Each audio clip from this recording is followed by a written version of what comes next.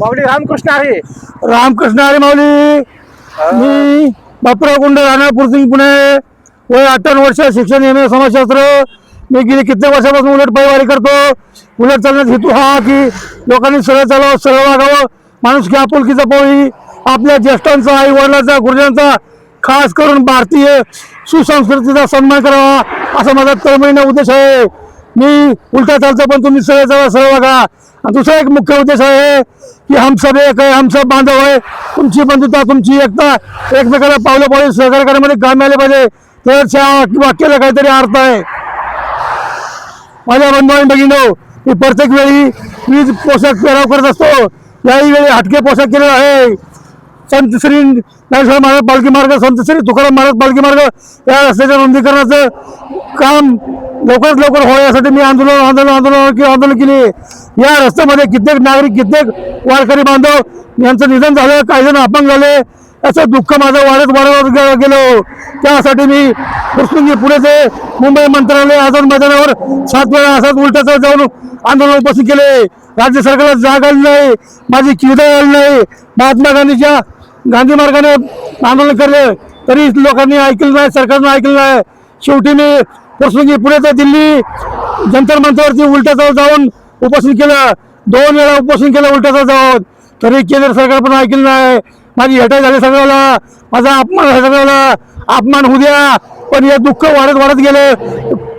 त्याची वेदना इतकी वाढत गेली की माझं दुःख इतकं वाढत गेलं.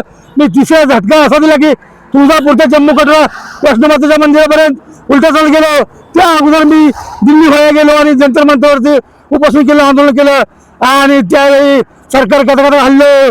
दिल्लीपासून दिल्लीपर्यंत फाईल सरकार गेला, ईमेल वाढत गेले, फोन वाढत गेले आणि ढवळाढवळ वाढली. सरकार जागे झालं. आणि काही दिवसात माननीय पंतप्रधान महोदयांनी पंढरपुरात येऊन या रस्त्याच्या महाराजाच्या पालखीचं मार्गाचं उद्घाटन केलं रुंदीकरणासाठी. आणि माझा आनंद गगनात मावण्या. सगळ्यात महत्वाचं दुःख आणखी बाकी आहे. या लोकांना श्रद्धांजली वाहून मी पुढचं बोलतो.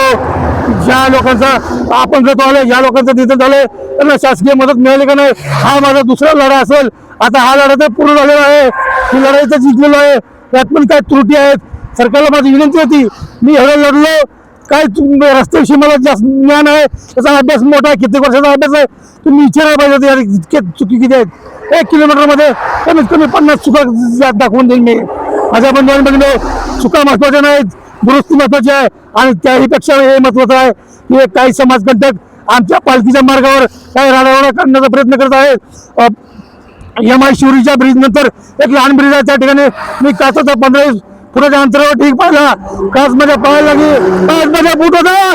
त्यामुळे मी वाचलं, जर माझा वारकरी बांधव, ज्येष्ठ नागरिक किंवा लहान बालक त्याच्या पायाचे काच घुसली असती तर रक्तबंबाळ झाला असता. माझ्या बंधू भगिनींनो, शासकीय मीडिया आणि प्रायव्हेट मीडियाला पण विनंती आहे, गावकऱ्यांना पण विनंती आहे, असे समाजकंटक कोण आहे ते ओळखून काढा, त्यांना टिचून काढा, त्यांना पोलिसांच्या हवाले करा आणि त्यांची खोड मारा. असली सवय चांगली नाही. हे देश हिताची नाही, गद्दारी आहे. देशाबरोबर नागरिकाबरोबर गद्दारी आहे. आणि आमच्या वारकऱ्यांनी काय चूक केली तो असं पाप करतोय. माझ्या बंधू भगिनींनो, हा YouTube चॅनल तुम्ही पाहता, त्याला सबस्क्राईब करा, लाईक करा. आणि हीच खरी बंधुता, हीच खरी मानवता, हीच खरी आपुलकी आहे. ह्यालाच म्हणायचं आमचं एक आहे, हीच खरी बंधुता आहे. जय हिंद, जय महाराष्ट्र. रामकृष्ण हरी.